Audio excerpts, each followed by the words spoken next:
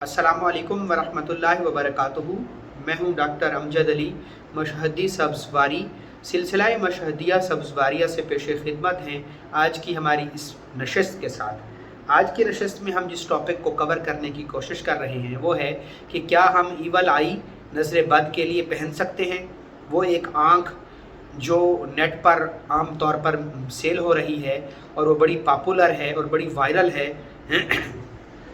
इस जहन के साथ इस चीज़ के साथ कि ये जादू के इलाज के लिए ये इस्तेमाल होती है, तो क्या वो किस कदर मुस्तफ़ीद है, उसके पीछे की हकीकत क्या है, उसके पीछे के हक़ाइक़ क्या हैं, वो ईवल आई क्या है, ईवल किसे कहते हैं, और उस एक आँख से फितनों का क्या ताल्लुक़ है, और नज़र बद का कुरानी इलाज क्या है।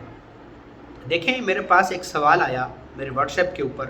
अक्सर और बेशतर हमारी हर वीडियोस के डिस्क्रिप्शन में नंबर दिए होते हैं और उस नंबर पर व्हाट्सएप है, तो उस पर रोज़ाना सवाल आए हुए होते हैं। मुख्तलिफ़ लोगों के उस पर मुख्तलिफ़ सवाल होते हैं, मुख्तलिफ़ लोगों के मुख्तलिफ़ उस पर कमेंट्स होते हैं, तो लोग उसमें मुख्तलिफ़ चीज़ें पूछते हैं मुझसे। तो मुझसे उन लोगों ने पूछा कि ईवल आई जो है, क्या हम उसको जादू के लिए, नज़र बद के लिए, बिलखसूस नज़र बद को दूर करने के लिए उसको हम गले में पहन सकते हैं। ऐसा सवाल मेरे पास बार बार आया है। आज मैंने सोचा कि क्यों ना इसका सिर्फ शॉर्ट फॉर्म में जवाब देने के मैं इस पर तफसील से एक बात करूं और तफसीली वीडियो रिकॉर्ड करा दी जाए, ताकि लोगों को इसके मुतल्लिक लोग इसकी हकीकत को जानें कि ईवल आई, एवल आई, ईवल आई क्या चीज़ है। देखें, इसको शैतान की आँख कहते हैं। शायद आपको पता ना हो। वो एक नीले रंग की आँख होती है और उसके अंदर नीले रंग का एक लॉकेट सा मिलता है, उसके अंदर फिर एक वाइट कलर की आँख बनी हुई है। तो उसको लोग लेकर लाइल्मी में लोग लेकर उसको अपने बच्चों के गले में डाल रहे हैं, लॉकेट की तरह। लोग उसको अपनी की रिंग में डाल रहे हैं कि जी ये नज़र बद नहीं लगने देती। तो खुदा के वास्ते ऐसा ना करें। सबसे पहले मैं आपको बताता हूँ कि वो ईवल आई है क्या। बहुत सारे लोगों ने इस पर बहुत सारी रिसर्च की। मैं जो ये बातें बता रहा हूँ, मेरा इससे किसी तबके पर, किसी ख़ास एक तबके की तरफ, मेरा किसी शख्स की तरफ तनकीद का मकसद नहीं है। ये मेरी ज़ाती तहकीक है। ये गलत भी हो सकती है और सही भी हो सकती है। बाकी हर शख्स को पता है कि ईवल से मुराद क्या है और दज्जाली आँख क्या है और दज्जाल की एक आँख क्यों बनाई गई। उस हकीकत से हर शख्स वाकिफ़ है। हम उस तफसील में नहीं जाना चाहते। ये जो ईवल आई पॉपुलर है और चल रही है नज़र बद को ख़त्म करने के लिए, ये दज्जाल की आँख से मंसूब है। ये एक आँख को प्रमोट किया जा रहा है और दज्जाल की भी एक ही आँख होगी।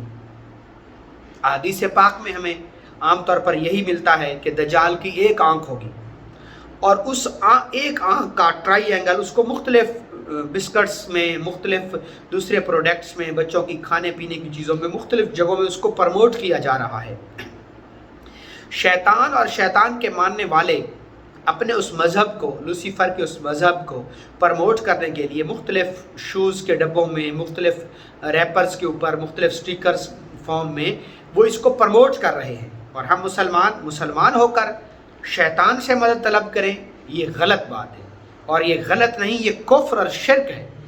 और इससे बड़े फतवे लगाने तो मुझे नहीं आते और ना ही मैं फतवा लगा रहा हूँ। मैं अपनी एक ज़ाती तहकीक पेश कर रहा हूँ। हो सकता है कि मुझसे किसी को वो हो, इख्तलाफ हो, आप इख्तलाफ कर सकते हैं।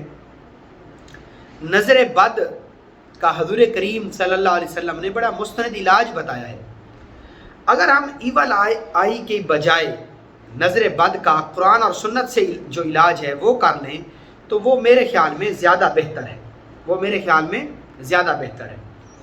हज़ूर करीम सल्लल्लाहु अलैहि वसल्लम अपनी ज़िंदगी में जब भी कभी हसन हुसैन को दम करते, वो दम आज भी अहादीस की किताबों में मौजूद है। वो दम आज भी ज़ख़ीरा अहादीस में मौजूद है। बुखारी मुस्लिम में उसकी वो बाकायदा दम भी पड़ा है। और वो दम आम तौर पर हजूर ना सिर्फ हसन हुसैन को किया करते थे, बल्कि उम्मत को उस दम करने की तरगीब भी दी गई। تو جو سنت علاج ہے، جو سنت علاج ہے وہ یہی ہے۔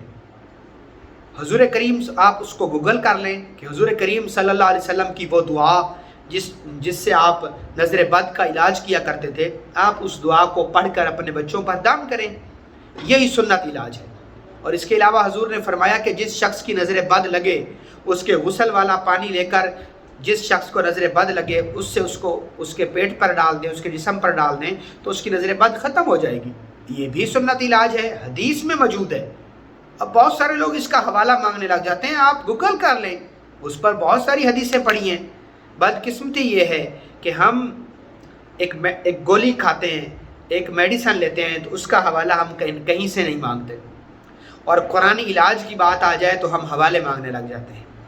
جس طریقے کا ہم لباس پہنتے ہیں اس کے لیے ہم نے کبھی حوالہ نہیں مانگا کہ کیا یہ لباس میرے آقا و مولا حضرت محمد مصطفیٰ احمد مجتبیٰ خاتم الانبیاء سرور کونین صلی اللہ تعالی علیہ وآلہ وسلم کی زندگی سے ثابت ہے یا نہیں۔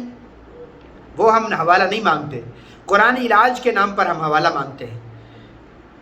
چلیں، یہ تو تنقید برائے اصلاح کی بات ہے، تو کبھی بھی آپ وہ جو آئی ہے وہ کبھی اپنے گلے میں نہ لٹکائیں۔ قرآن اور سنت سے اس کا علاج موجود ہے۔